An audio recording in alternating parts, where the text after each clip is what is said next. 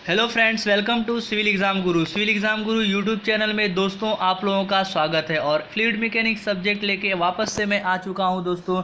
अब की बार यूपीपीएससी एई पार वाले लेक्चर सीरीज में और 1000 प्रश्नों का महाकुंभ हम लोग ले कर रहे हैं दोस्तों। मैंने अपने इस वीडियो में काफ़ी सारे क्वेश्चंस आप लोगों को बताए हैं और ये लेक्चर सीरीज अब की बार यूपीपीएससी एई पार।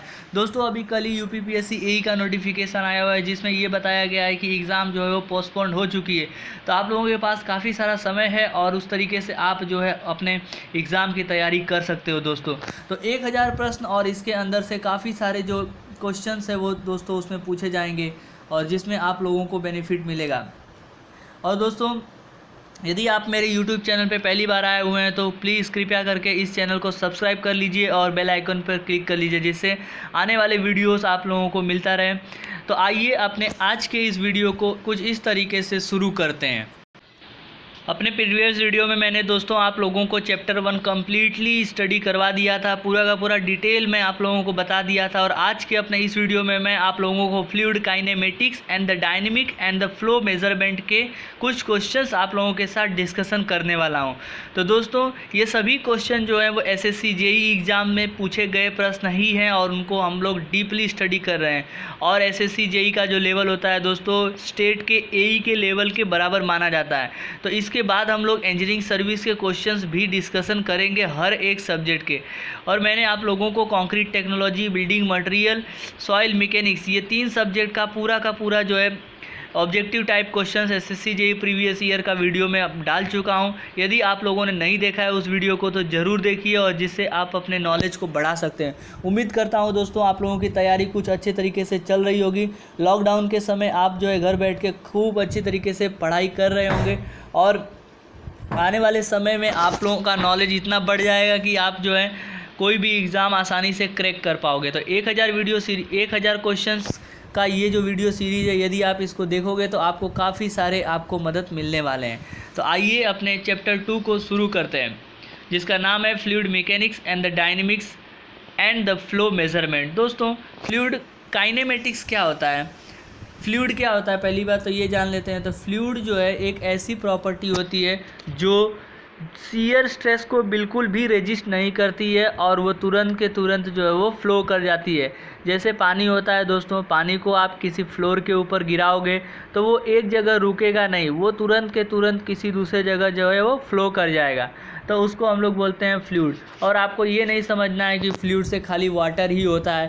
फ्लूइड जो है वो liquid as well as gas दोनों के लिए मानी जाती है।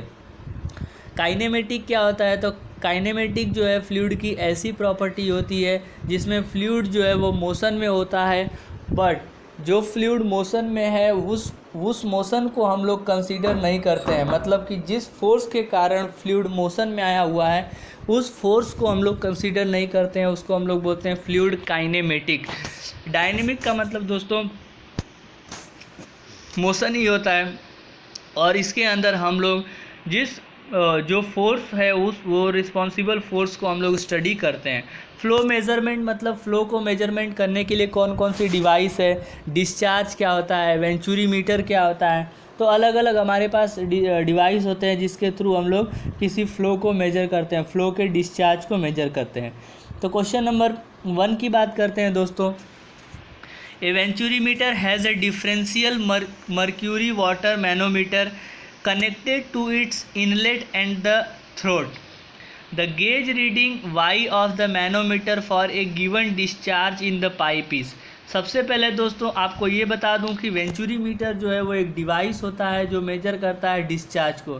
किसको मेजर करता है दोस्तों? डिस्चार्ज को, ठीक है। और डिस्चार्ज जो है उसका फॉर्मूला होता है वॉल्यूम अपॉन टाइम, मतलब कितने टाइम लिमिट में कितना amount of volume of water, volume of liquid या वॉल्यूम ऑफ फ्लूइड जो है वो फ्लो हो रहा है। इस क्वेश्चन का मतलब ये बोला है कि दोस्तों वेंचुरीमीटर हैज़ ए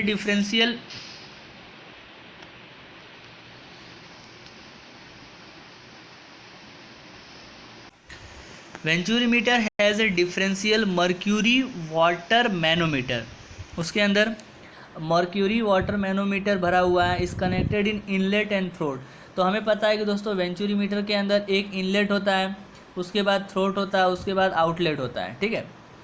तो इनलेट, थ्रोट और ये आउटलेट, 3 पार्ट्स होते हैं दोस्तों वेंचुरी मीटर के। और वेंचुरी मीटर जो है वो डिस्चार्ज मापता है। तो बोला है कि the gauge reading y of the manometer for a given discharge in pipe. तो जो गेज रीडिंग वाई है वो डिस्चार्ज के ऊपर डिपेंड करता है या नहीं करता है। तो दोस्तों इसका आंसर जो है वो ए हो जाएगा, is independent of the orientation of the venturi meter. मतलब वेंचुरी मीटर किसी भी पर्टिकुलर लेवल पे हो उससे फ़र्क नहीं पड़ता है उसको। तो आंसर जो है वो दोस्तों ए हो जाएगा। आगे की तरफ बढ़ते हैं। Next question, indicate the correct statement. इसमें से जो करेक्ट स्टेटमेंट वो हमें बताना है। For Bernoulli's equation the flow must be steady, flow must be irrotational, flow must be incompressible and fluid must be an ideal gas. Bernoulli's ने जो अपना इक्वेशन दिया था जिसमें हाइड्रोलिक हेड, पोटेंशियल हेड और kinematic head, datum head, velocity head और kinematic head, ये 3 datum head, pressure head और वेलोसिटी हेड, तीनों हेड को उसने कांस्टेंट माना था।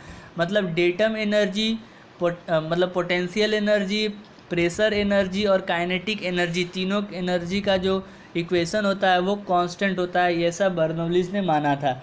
बट उसका जो है इनकरेक्ट हमें बताना है। तो बर्नौलीज ने अपने एजम्पशन में बताया था कि फ़्लो जो है वो स्टेडी होना ही चाहिए, फ़्लो इरोटेशनल होना चाहिए, फ़्लो इनकम्प्रेसिबल होना चाहिए, बट फ़्लो आइडियल गैस नहीं होना चाहिए, मतलब आइडियल नहीं होना चाहिए। स्टेडी फ़्लो क्या होता है दोस्तों? तो ऐसा फ़्लो जिसके ऊपर फ्लूइड जो पैरामीटर्स होते हैं विथ रिस्पेक्ट टू टाइम जो है वो कांस्टेंट होते हैं, मतलब चेंज नहीं होते, उसको स्टेडी फ्लो बोलते हैं। इरोटेशनल फ्लो जो अपने एक्सिस पे खुद रोटेट करता है उसको इरोटेशनल फ्लो बोलते हैं। इनकम्प्रेसिबल फ्लो ऐसा होता है जिसकी वॉल्यूम और डेंसिटी जो है दोस्तों चेंज नहीं होती है, उसको हम लोग बोलते हैं इनकम्प्रेसिबल फ्लो। जैसे वाटर जो है वो अपना इनकम्प्रेसिबल फ्लो है। नेक्स्ट क्वेश्चन की तरफ बढ़ते हैं। Question number 3, identify the incorrect statement. इसमें से जो स्टेटमेंट इनकरेक्ट है वो हमें चुनना है। In laminar flow the eddy velocity is 0। Laminar flow के अंदर जो एडी वेलोसिटी होती है वो 0 होती है क्या? In turbulent flow molecular viscosity is insignificant compare to the eddy viscosity. Molecular viscosity जो है एडी विस्कोसिटी के कंपैरिजन में बहुत इनसिग्निफिकेंट, मतलब वो दोस्तों की मतलब बहुत ज़्यादा होती है। In any given fluid flow eddy viscosity is constant across the fluid stream. कोई भी फ्लो के अंदर फ्लूइड जो है एडी विस्कोसिटी कांस्टेंट होती है। दोस्तों कांस्टेंट तो नहीं होती है वो, एडी विस्कोसिटी हमेशा जो है वो चेंज करती जाती है। Eddy viscosity is dependent on the state of turbulent flow. Option C जो है दोस्तों सही हो जाएगा, क्योंकि एडी विस्कोसिटी जो है वो किसी भी फ्लूइड सेक्शन के अंदर कांस्टेंट नहीं होती है, हमेशा जो है वो वेरिएबल करती रहती है, वेरी करती रहती है। Next question number 4, the discharge over 90 degree V notch is given as Q is equal to 1.37 h⁵ Q is in metre cube per second, H in metre.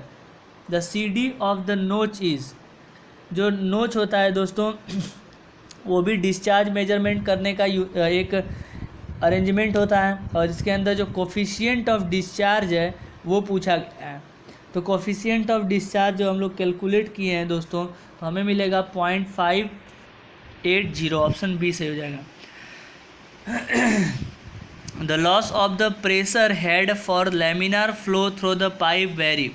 Loss of pressure head for laminar flow, pipe flow के अंदर जो laminar flow होता है उसके अंदर loss of pressure head जो है वो किसके ऊपर, मतलब हेड लॉस का जो फॉर्मूला होता है दोस्तों HD is equal to 4FLV² upon 2GD, 4FLV² upon rho GD, sorry 4FLV² upon rho GD, ये एक फार्मूला होता है। तो इसका आंसर जो है दोस्तों directly proportional to velocity proportional होता है, 4FLV² upon rho GD। Next question number 2.6, venturi meter is advantageous because. Venturi meter हमारे लिए बहुत ही उपयोगी है, वो किस कारण से? It has much smaller head loss, क्या उसके अंदर हेड लॉस बहुत कम होता है? Its coefficient of discharge is more than an orifice meter, क्या इसके अंदर कोफिशिएंट ऑफ डिस्चार्ज जो है वो ओरिफिस मीटर से ज़्यादा होता है। It's accuracy is quite good, क्या इसकी एक्यूरेसी काफ़ी अच्छी होती है। ऑल ऑप्शन आर करेक्ट, तो दोस्तों सभी ऑप्शन जो है इसके सही हो जाएंगे, क्योंकि इसका जो हेड लॉस है कम होता है, इसका coefficient of discharge orifice meter से भी ज़्यादा होता है और एक्यूरेसी अच्छी होती है, मतलब ऑप्शन डी जो है वो सही हो जाएगा। Next, Bernoulli's equation represent the total energy per unit of certain quantity, that quantity is. Bernoulli's equation जो है वो रिप्रेजेंट करता है टोटल एनर्जी के लिए, तो वो जो है टोटल एनर्जी किस क्वांटिटी के रिस्पेक्ट में करता है, तो पर यूनिट मास, याद रखिएगा एनर्जी पर यूनिट मास।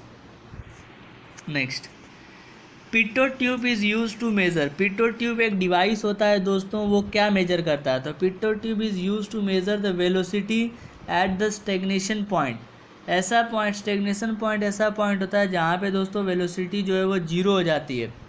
तो पिटोट ट्यूब एक डिवाइस जो होता है वो वेलोसिटी मेजर करता है फ्लूइड की, फ्लूइड फ्लो की। To measure the static pressure in a pipe, one use a pressure gauge connected to A.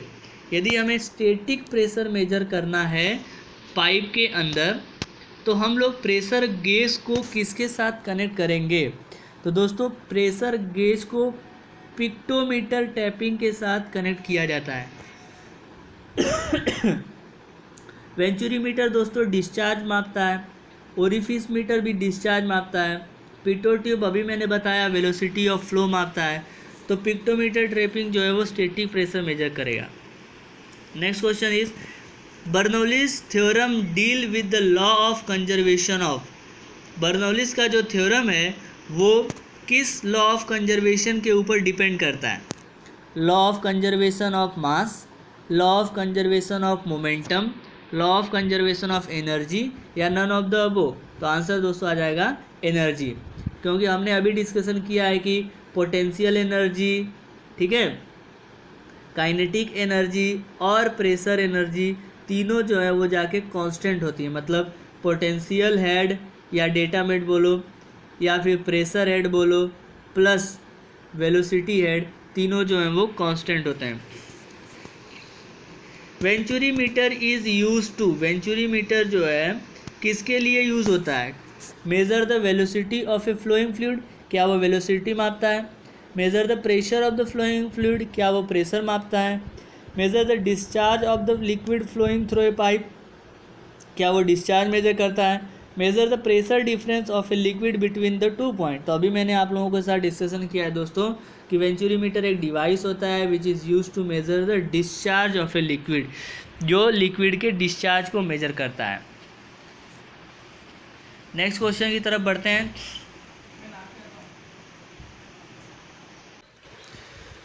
The discharge through a rectangular orifice is given by the expression as indicated below. तो दोस्तों एक rectangular orifice के द्वारा जो discharge है वो उसका क्या फार्मूला होगा, तो फार्मूला आपको बहुत इंपॉर्टेंट है दोस्तों, फार्मूला याद होना चाहिए किसी भी हालत में। तो ऑप्शन डी सही हो जाएगा, Q is equal to 2/3 CD into B √2G bracket में H2⁵3/2 minus H1⁵3/2। Next question is, in the Bernoulli's equation written as P/ρg plus V²/2g plus z is equal to constant, each of the term represent energy per unit। दोस्तों ये जो है वो उसको बोलते हैं datum head, इसको बोलते हैं वेलोसिटी हेड, इसको बोलते हैं प्रेशर हेड। तो तीनों हेड जो है वो कांस्टेंट होता है, तो क्या रिप्रेजेंट करेगा, तो रिप्रेजेंट एनर्जी पर यूनिट, किस यूनिट के साथ जो है उसका रिप्रेजेंटेशन होता है, तो energy per unit weight, wait के साथ रिप्रेजेंट करता है। Next, in the two rotational flow of a fluid if the velocity potential function phi exist which satisfy the relation del square phi upon del x square plus del square phi upon del y square equal to 0, then the flow is। यदि two dimensional flow के अंदर यदि कोई velocity potential phi जो है इस relation को satisfy करता है, तो वो फ्लो किस प्रकार का फ्लो होगा। तो दोस्तों वो फ्लो जो है वो ई रोटेशनल हो सकता है और इनकम्प्रेसिबल हो सकता है। ई रोटेशनल जो है वो अपने एक्सिस पे रोटेट नहीं करते हैं तो उसको हम लोग बोलते हैं ई रोटेशनल, और इनकम्प्रेसिबल जिसकी डेंसिटी और वॉल्यूम जो है वो चेंज नहीं होती है उसको हम लोग बोलते हैं ई incompressible. Discharge over a rectangular notch is, rectangular notch का जो डिस्चार्ज होता है वो किसके साथ प्रोपोर्शनल होता है। तो दोस्तों इन्वर्सली प्रोपोर्शनल तो नहीं होता है, तो ये ऑप्शन और ऑप्शन सी दोनों कट जाएंगे। तो discharge over rectangular notch is directly proportional to h की पावर 3/2, ये हमें याद रखना है। रेक्टेंगुलर नॉच में h की पावर 3/2 आता है। इसका फॉर्मूला जो है डिस्चार्ज का वो आपको यदि याद है तो कमेंट बॉक्स में कमेंट कर दीजिए। The discharge through A V नोच वेरी, वी नोच का जो डिस्चार्ज है वो किसके साथ वेरी करता है। आगे मैंने अभी रेक्टेंगुलर नोच के लिए बताया है, अब आपको वी नोच के बारे में बताना है। तो ये प्रोपोर्शनल होता है h की पावर 5/2। वी नोच में वो 5/2 होता है, रेक्टेंगुलर नोच में जो है वो 3/2 होता है। Each term of the Bernoulli's equation represent energy per unit weight, energy per unit mass, energy per unit volume, energy per unit specific energy. तो अभी मैंने दोस्तों बताया आप लोगों को energy per unit weight. Bernoulli's equation की, बर्नौलीज का जो इक्वेशन है वो रिप्रेजेंट करता है जो वैल्यू एनर्जी पर यूनिट मास, क्या रिप्रेजेंट करता है दोस्तों, energy per unit weight. Sorry, next question की तरफ बढ़ते हैं। हर वीडियो में दोस्तों मैं कम से कम 20 या 30 क्वेश्चंस आपको पढ़ा रहा हूं, तो यदि आपको ऐसा लग रहा है कि मेरे द्वारा कुछ एफर्ट किया जा रहा है तो ये लेक्चर्स को आप अपने दूसरे दोस्तों के साथ शेयर कर सकते हैं जिससे उनको भी फ़ायदा हो और काफ़ी सारी मदद मिले। ये सभी क्वेश्चंस जो हैं काफ़ी इंपॉर्टेंट क्वेश्चंस हैं और ये सभी क्वेश्चन जो है एग्ज़ाम में बार बार रिपीट हो जाते हैं, चाहे वो कोई जूनियर इंजीनियर की एग्ज़ाम हो चाहे वो असिस्टेंट इंजीनियर की एग्ज़ाम हो। दोस्तों अभी हम लोग लेवल थोड़ा लो लेके चल रहे हैं, इसके बाद धीरे धीरे लेवल जो है वो बढ़ाते जाएंगे और इंजीनियरिंग सर्विस के लेवल तक हम लोग पहुंचेंगे। क्वेश्चन नंबर 18 की बात करते हैं दोस्तों। Value of CV for a sharp edge orifice is given by coefficient of velocity. CV को क्या बोलते हैं, उसको बोलते हैं कोफिशिएंट ऑफ वेलोसिटी, और शार्प एज ओरिफिस के लिए CV का वैल्यू कितना होता है वो हमें बताना है। तो शार्प एज ओरिफिस के लिए जो CV का वैल्यू है वो 0.98 आता है। Next, measurement of the pressure difference between 2 point is generally done by using. किसी 2 पॉइंट के बीच में यदि हमें प्रेशर डिफरेंस जानना है तो हम लोग कौन सा डिवाइस यूज़ कर सकते हैं। तो दोस्तों वेंचुरीमीटर से तो हम लोग डिस्चार्ज मापते हैं, पिटो ट्यूब से तो वेलोसिटी मापते हैं, और यहाँ पे मैनोमीटर ही एक डिवाइस है जिसके थ्रू हम लोग प्रेशर मापते हैं। और यहाँ पे डिफरेंशियल मैनोमीटर मतलब कोई भी 2 पॉइंट के बीच में प्रेशर डिफरेंस मापना हो तो हम लोग यूज़ करते हैं डिफरेंशियल मैनोमीटर। क्वेश्चन नंबर 20 की बात करते हैं। The speed of the submarine can be measured by. Submarine की जो स्पीड होती है वो किसके थ्रू हम लोग मेजर करते हैं। तो सबमरीन की जो स्पीड होती है दोस्तों हॉट वायर एनेमोमीटर के द्वारा हम लोग मेजर करते हैं। किसके द्वारा मेजर करते हैं, hot wire anemometer. Okay, next, the velocity distribution for the flow between fixed parallel plate. दो फिक्स्ड पैरेलल प्लेट हैं और उनके बीच का जो वेलोसिटी डिस्ट्रीब्यूशन है दोस्तों कैसा होता है, क्या वो पैराबोलिक होता है, क्या वो लीनियर होता है। Is constant over the cross section, is 0 at the plate and increase linearly to the mid plane, vary parabolically across the section, is 0 in the middle and increase linearly toward the plate। तो velocity distribution जो है दोस्तों वो parabolic होता है। अभी मैं कुछ देर पहले डायग्राम बनाया था, parabolic across the section. Next, fire hose nozzle is generally made of. Fire hose nozzle जो है वो किस शेप का बनता है? फायर होज मतलब ऐसा कुछ होता है दोस्तों, ऐसा कुछ होता है नोजल का शेप। तो ये कन्वर्जेंट होता है कि डाइवर्जेंट होता है, या सिलिंड्रिकल होता है, या पैराबोलिक होता है? तो फायर होज नोजल जो है वो किस शेप का है? कन्वर्जेंट शेप का है। Energy loss in the flow through the nozzle as compare to venturimeter is, energy loss in flow through the nozzle as compare to venturimeter is, same होती है एनर्जी लॉस, ज़्यादा होती है, कम होती है, या अनप्रेडिक्टेबल मतलब उसको प्रेडिक्ट नहीं किया जा सकता है? तो आंसर दोस्तों होगा वो ज़्यादा होता है। Energy loss in flow through a nozzle, nozzle के अंदर जो एनर्जी लॉस है वेंचुरीमीटर के कंपैरिजन में जो है वो ज़्यादा होता है। One dimensional flow is one which, one dimensional flow जो है वो क्या होता है? वो यूनिफॉर्म होता है, स्टेडी होता है, take place in straight line, या involve zero transverse component of the flow. One dimensional flow जो है दोस्तों वो involve zero transverse component of the flow, मतलब वो उसके अंदर कोई भी ट्रांसवर्स कंपोनेंट नहीं होते हैं। ट्रांसवर्स कंपोनेंट का मतलब है कि ऐसा कंपोनेंट जो उसके साथ नॉर्मल होगा या फिर 90 डिग्री पे लगता है, उसको हम लोग बोलते हैं transverse component. Next question is,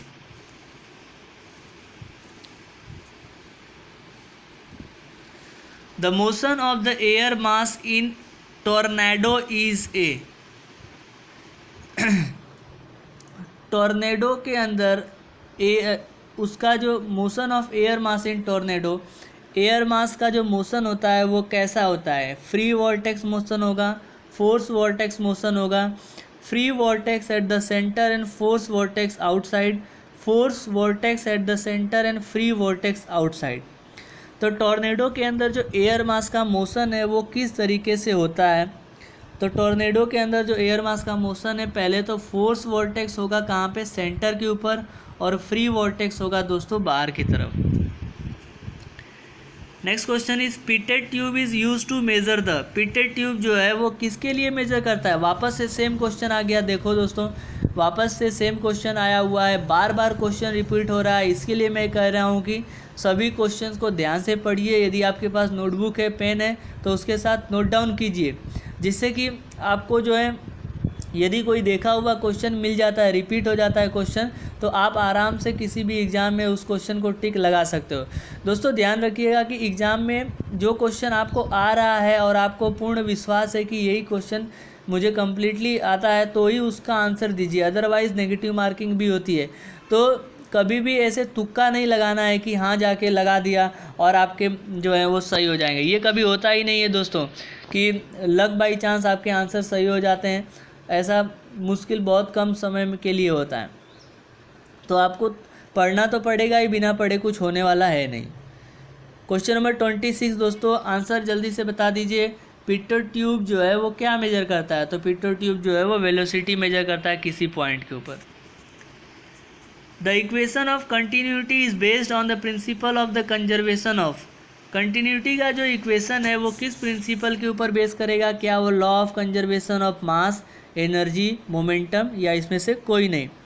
तो दोस्तों इक्वेशन ऑफ कंटिन्यूटी जो है वो बेस्ड करता है law of conservation of mass के ऊपर। Euler's equation for motion of a liquid is based on the assumption that, Euler's equation जो है किसी भी लिक्विड का वो किस एजम्पशन पर बेस्ड करता है? क्या वो फ्लो स्ट्रीमलाइन फ्लो होता है? फ्लो टेक प्लेस कंटिन्यूसली, क्या वो फ्लो लगातार होने लगता है? Flow is homogeneous and incompressible, क्या वो फ्लो होमोजीनियस होगा या इनकम्प्रेसिबल होगा? फ्लो इज़ टर्बुलेंट, क्या वो फ्लो टर्बुलेंट होगा? तो यूलर्स इक्वेशन जो है दोस्तों इसमें तीनों ऑप्शन सही हो सकता है। फ्लो इज स्ट्रीमलाइन के लिए भी होता है, फ्लो टेक प्लेस कंटिन्यूसली ये भी हो सकता है, और flow is homogeneous and incompressible सबके लिए हो सकता है। Next, steady flow occur when, steady flow कब फ्लो होगा? The condition change strictly with the time, condition do not change with the time at any point, condition are the same at the adjacent point with the time, velocity vector at any point remains constant। तो दोस्तों what will be the answer of this questions? Steady flow, what is meaning of steady flow? Steady flow means the flow parameters does not change their property with respect to time. Time के according flow parameter जो है वो change नहीं करते हैं. तो answer of this question will be the condition do not change with time at any point. किसी भी पॉइंट पे टाइम के रिस्पेक्ट में उनके कंडीशंस जो हैं वो चेंज नहीं होते हैं. Question number 30. A body is said to be provided optimum amount of streamlining when. Body is said to be provided optimum amount of streamlining. कोई बॉडी जो है उसके ऊपर ऑप्टिमम अमाउंट ऑफ स्ट्रीमलाइनिंग लगता है. कब लगता है? जब फ्रिक्शनल ड्रैग इज़ मिनिमम. जब फ्रिक्शन ड्रैग क्या होता है दोस्तों? तो दो पार्टिकल के बीच में जो ड्रैग फोर्स लगती है, फ्रिक्शन फोर्स लगती है, उसको हम लोग फ्रिक्शनल ड्रैग बोलते हैं. Pressure drag is minimum. क्या उनके बीच के अंदर जो प्रेशर फोर्स लग रहा है वो कम होगा. Profile drag sum of the friction drag and the pressure drag is minimum. या production of the friction and the pressure drag is minimum. The answer of this question will be friends friction drag is minimum. In this way, in this class, we have discussed the 30 questions of regarding SSC JEE previous year questions in the lecture series of अब की बार UPPSC AE पार. दोस्तों आज के इस video में हम लोगों ने 30 क्वेश्चन डिस्कशन कर लिया हुआ है आसानी से. आगे के वीडियो में इसी तरीके से मैं काफ़ी क्वेश्चंस लेके आऊँगा और आपको पढ़ाऊँगा. यदि आपको चैनल सब्सक्राइब नहीं किया हुआ है दोस्तों, यदि आप इस चैनल पे पहली बार आए हुए हैं, नए हैं, तो आप चैनल को ज़रूर सब्सक्राइब कर दीजिए और वीडियो को लाइक करना ना भूलें, अपने दोस्तों के साथ शेयर कर दीजिए. इस तरीके से आपकी स्टडी कैसी चल रही है वो भी आप कमेंट बॉक्स में कमेंट करके बता सकते हैं. यदि आपको किसी प्रकार का क्वेश्चन जनरेट हो रहा है तो भी आप जो है वो बता सकते हैं.